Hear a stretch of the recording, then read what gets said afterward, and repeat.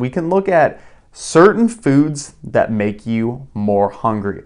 And this is one thing that if you can get this right, you will literally be able to make weight loss so easier for yourself, because it almost feels like you are eating so much food that you will be full literally forever.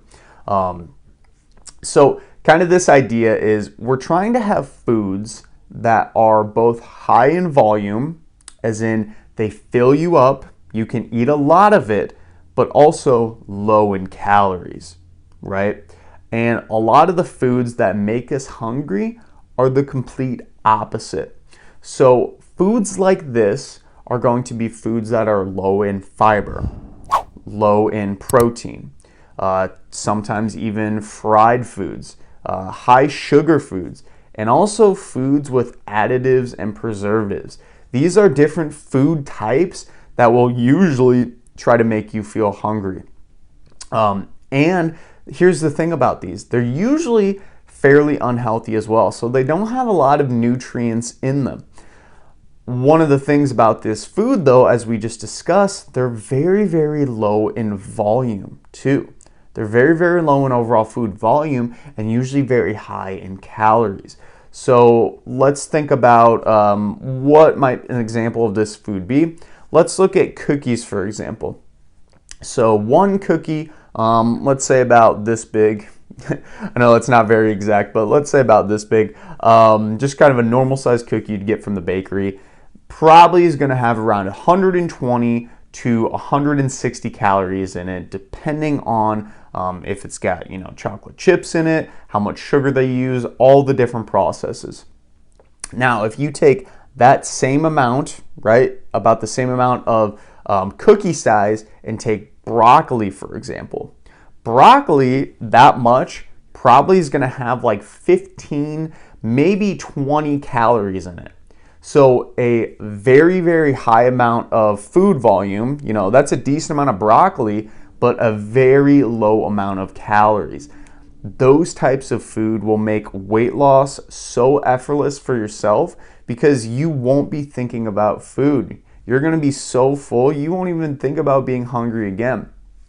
This is why a lot of times when I'm eating food or talking towards people about which food sources they should make, I usually lean towards these lower calorie, high volume options. So a couple examples of ways that I implement this into my life is doing huge salads with a bunch of protein in it, because protein is very satiating. That's one thing. So protein helps you keep full. But in addition to this, that salad, usually with lots of vegetables, has lots of fiber, which will keep you full. It has lots of just overall volume in general. Take a big bowl of salad with some chicken in it. That's going to be a huge amount of food. There's some people who will probably try to eat a big bowl like that, and they can't even do it. They can't even finish it. So think about that. If you are able to find foods like that where you can't even finish your meal, but it's still a fraction of the calories compared to, say, eating a cookie, for example, those foods are going to ultimately make weight loss so effortless for yourself. I want to also give another example too of foods that are potentially low in overall food volume, but really, really high in calories. This is going to be usually stuff that's fried, or I'm thinking of pizza off the top of my head. So pizza in itself has some bread components to it, so some carbs, but there's also usually a lot of cheese on it as well, and usually some fatty meats. So in itself, a piece of pizza might have 300 to 400 calories, depending on how big the pizza is. But if you take that same pizza that's not very high in overall volume and very, very high in calories, and maybe do a thin crust pizza, and then do some low-fat cheese and some turkey bacon or some other lower fat meat options, this could make it so much more lower calorie, but also at the same time more high volume. So you can tweak a lot of your favorite foods and just find kind of different things about that food that make it higher calorie.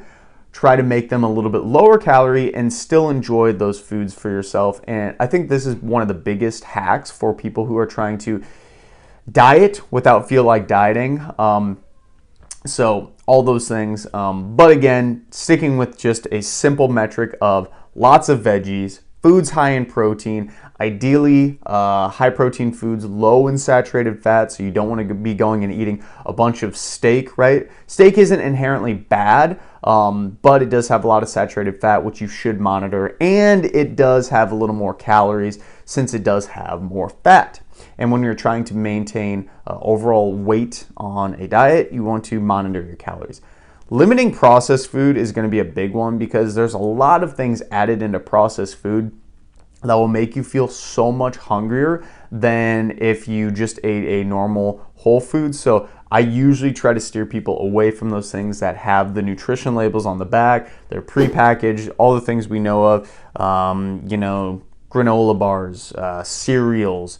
All of these things will really spike your overall hunger signals in your body. Another interesting thing that I don't think a lot of people know about when it comes to regulating hunger is the fact that the timing that you eat your food will actually really affect your overall hunger signals. So let's take an example of eating steak, veggies, and potato in a meal. If you ate that potato first, the potato is very high in carbs, you will likely be hungrier much sooner. If you ate the steak or vegetables first, you will feel much full sooner. And as we discussed with this, it's because protein is very satiating. Veggies, especially high fiber veggies, are very satiating. They make you feel full. And if you are eating these types of foods before you get to the carbs, you might not even get to the carbs, period. You might only be able to eat half of your potato.